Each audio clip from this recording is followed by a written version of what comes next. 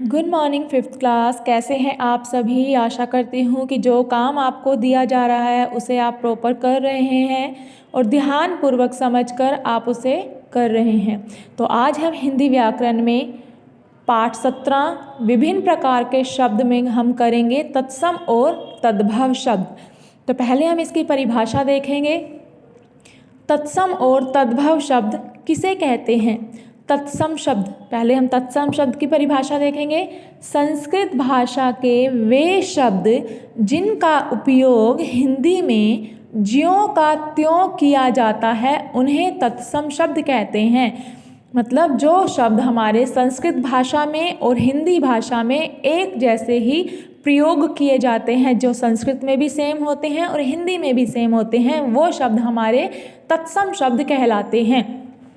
फिर है तद्भव शब्द। तद्भव शब्द होते हैं संस्कृत भाषा के वे शब्द जिनका उपयोग हिंदी में परिवर्तित रूप में किया जाता है, उन्हें तद्भव शब्द कहते हैं। मतलब संस्कृत भाषा के ऐसे शब्द जिनका रूप बदलकर, तत्सम में हम संस्कृत भाषा वाले शब्द लिखते हैं, लेकिन हम तद्भव शब्द जब लिखते हैं तब हम उनका रूप को बदल देते हैं, परिवर्तन कर देते हैं, और जो परिवर्तित किए हुए रूप होता है उन्हें हम तद्भव शब्द कहते हैं। सेकंड क्वेश्चन है तत्सम शब्द कौन सी भाषा के शब्द हैं। हमें क्वेश्चन में पता चल रहा है ना, संस्कृत भाषा के शब्द। तो हम तत्सम शब्द कौन सी भाषा के शब्द हैं, संस्कृत भाषा के शब्द हैं।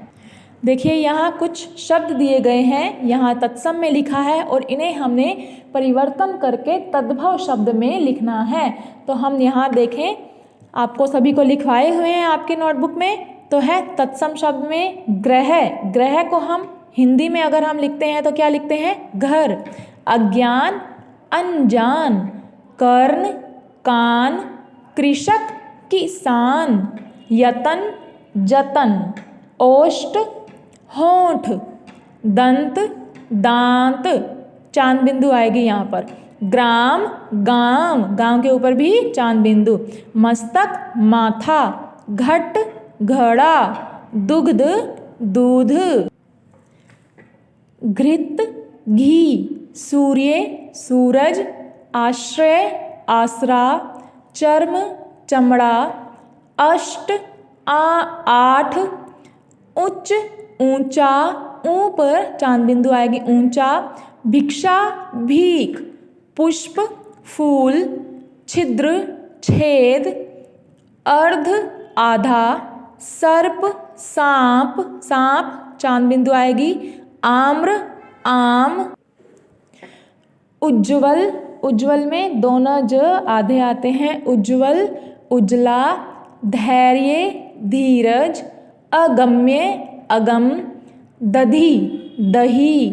धूम्र, धुआं। काष्ठ, काठ।